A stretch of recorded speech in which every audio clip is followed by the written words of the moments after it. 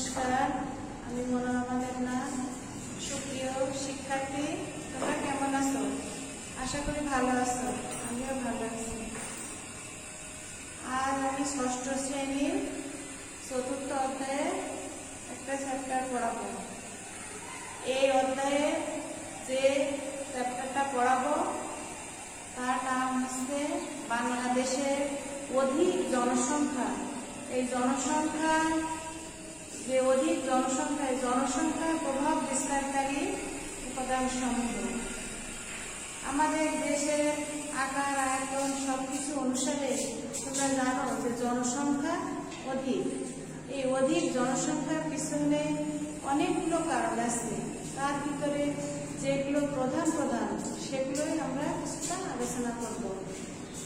এর ভিতরে আছে অধিক জন্মহার, মৃত্যুহার, বাল্যবিবাহ, পুত্র সন্তান কামনা, বৃদ্ধ বয়সে বাবা মা কে দেখবে সে আশায় আরো অধিক সন্তান জন্মগ্রহণ, তারপরে স্থানান্তর, বহুবিধ কারণে আমাদের দেশে জনসংখ্যা এত বেশি। এই জনসংখ্যা যে সমস্ত কারণে এত অধিক, তার ভিতরে অধিক জন্মহার এটা প্রধান। তারপরে আর একটা আছে জনসংখ্যা স্থানান্তরের কারণ। জনসংখ্যা অধিক জন্মহারের কারণ হচ্ছে বাল্যবিবাহ।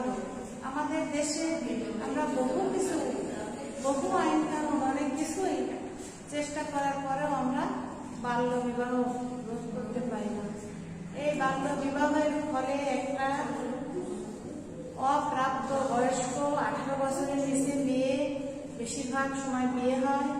আর এই বিবাহের কারণে তারা অল্প বয়সে, বিশেষ করে বিভিন্ন বিনোদনের অভাবে তারা এই সন্তান উৎপাদন কাজে লিপ্ত হয়। আর সেই কারণে অধিক সন্তান হয়, তাদের ভগ্ন দেহ হয়। যে কোনো প্রকারে এই সন্তান বড় হয়, লালন পালন করে। আরো অন্যান্য কারণ আছে স্থানান্তর। তার ভিতরে আরেকটা কারণ হচ্ছে স্থানান্তর কারণের কারণে জনসংখ্যা বাড়ে। যে কোনো কারণে এক স্থান থেকে অন্য স্থানে জনসংখ্যা আসে। আমরা আমাদের দেশের এই ছোটখাটো দেশের যে জনসংখ্যা ছিল, তার স্থানান্তরের কারণে যে জনসংখ্যা বাড়ে তার একটা উজ্জ্বল দৃষ্টান্ত তোমরা জানো যে রোহিঙ্গা অনুপ্রবেশ। প্রায় 10 লক্ষ রোহিঙ্গা আমাদের দেশে তারা আসলো। আমাদের দেশে যে পরিমাণ জনসংখ্যা ছিল, যে কোনো কারণেই হোক না কেন তারা কিন্তু স্থানান্তরিত হয়েছে এক স্থান থেকে আর এক স্থানে। যে ধরনের কারণেই হোক না কেন, তাহলে কি হয়েছে? জনসংখ্যা স্থানান্তরের কারণেও অধিক পরিমাণে বেড়েছে। আমাদের দেশে যে পরিমাণ জনসংখ্যা ছিল তার সাথে এই যে আরো 10 লক্ষ লোক এসে যোগ দিল, এটা কি জনসংখ্যা বৃদ্ধির কারণ না? অবশ্যই। এই জনসংখ্যা বৃদ্ধির কারণে যে জন্মহার, মৃত্যুহার, অধিক সন্তানের জন্ম দেয়, যে পরপর কন্যা সন্তান হয়ে যাচ্ছে, বৃদ্ধ বয়সে বাবা মাকে কে দেখবে, তার কারণে পুত্র সন্তান লাভের আকাঙ্ক্ষা। যে পুত্র সন্তান না হলে ভবিষ্যতে বৃদ্ধ বয়সে আমাদের দেখাশোনা কেউ করবে না, মেয়ে বিয়ে দিয়ে দেবো, শ্বশুরবাড়ি চলে যাবে, ছেলে সন্তানের দরকার আছে।